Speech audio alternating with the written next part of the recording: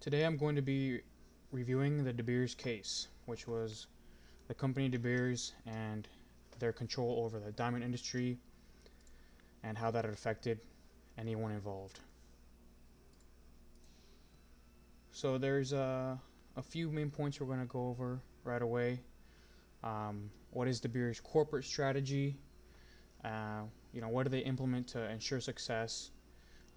Seeing that some people would view them as a monopoly or just doing bad, having bad corporate culture and or strategy, how they would carry it out, and if it was ethical and or unethical. So De Beers' corporate strategy mainly was based off of acquiring as much land as possible.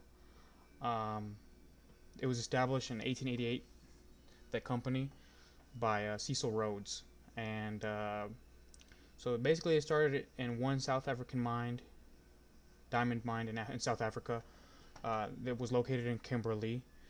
The land was the starting point for their corporate strategy that helped them become a monopoly, which was just to acquire huge, vast amounts of lands that were close to each other.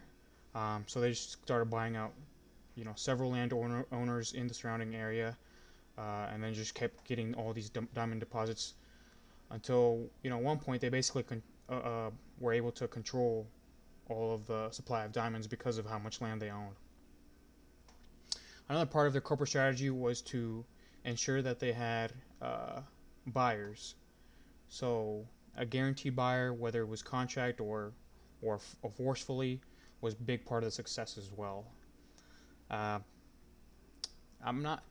It's hard to define what can be ethical or unethical in a corporate strategy depending on who it's affecting and how it's affecting. Let's say if there was several small diamond companies in the area also trying to compete and they just bought them all out and shut them all out, then yeah, it could be seen as unethical, as well as controlling the supply, not letting anyone into the market is probably unethical.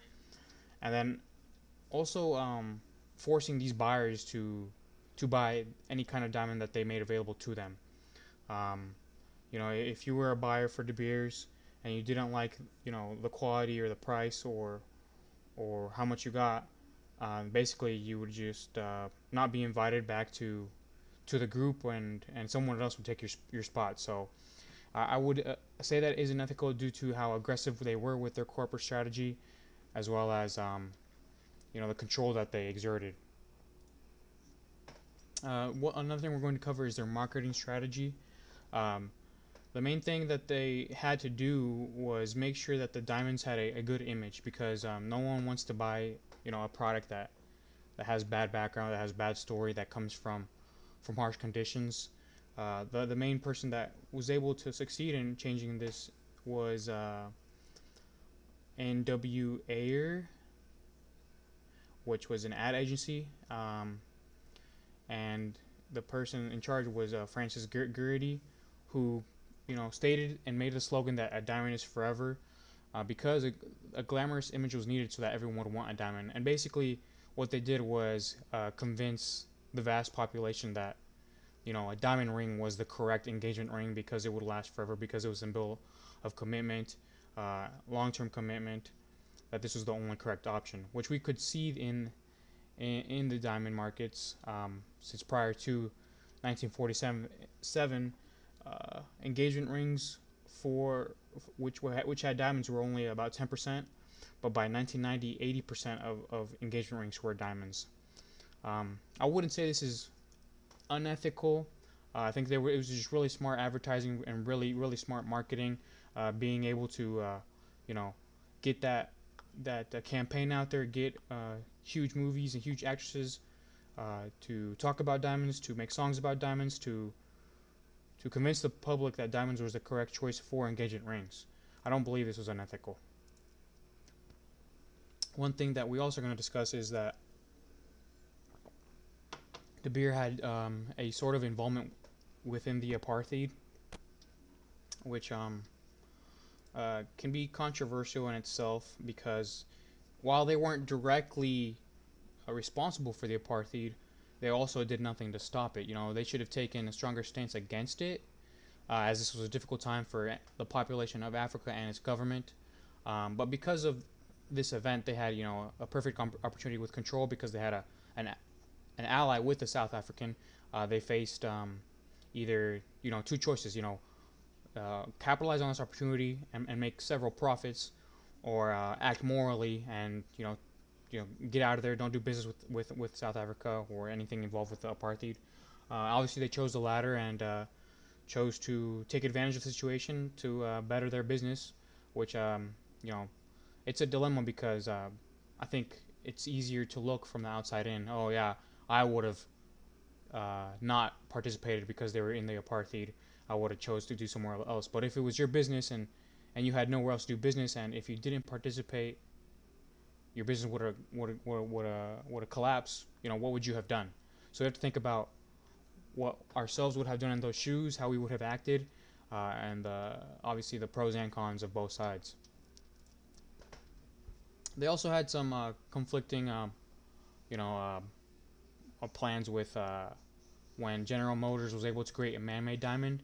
This was obviously a huge threat to De Beers because um, diamonds didn't have any intrinsic value. They don't have any actual purpose like copper that's in our wiring, or gold that's in our microchips for our computers or technology. Diamond is pretty much useless before or after the man-made ones were able to be made, because before that, man-made ones, they used them also in large machinery, chainsaw, stuff like that. But after man-made, basically you didn't have to, you know, go mine them anymore. You could just make them and use them in all the machinery they needed, which is part of the reason for that marketing campaign of, diamonds are forever. This is the engagement ring needs to be a diamond, yada yada. But from De Beers' perspective, the obvious solution was to collude with General Motors for the price of commercial diamonds, because it would keep diamonds competitive even if there was no use for them.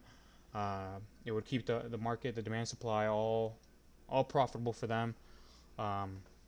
And in the end, they had to face consequences because the United States did levy criminal charges against them um, for price fixing, and they weren't allowed to do business in the U.S. Until they, admitted that they were guilty for market for price fixing, and they did that so they could expand into the U.S., which was better for them long term. If they weren't able to expand into the U.S., they wouldn't be able to get like 50% of the global diamond market, which was in the U.S. So they really had no choice. But they could have circumvented this.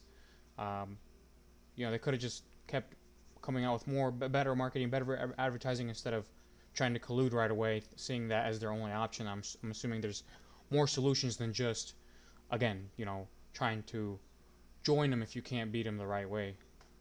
But yeah, the De Beers company does not have a control of the diamond market or supply as much as they used to anymore. Currently, probably they only have, I think, 20 to 30% of the market share. Yeah, 36% of the market share, which is far less than it was when it was 90% in the early 1980s. That is my review over the De Beers case.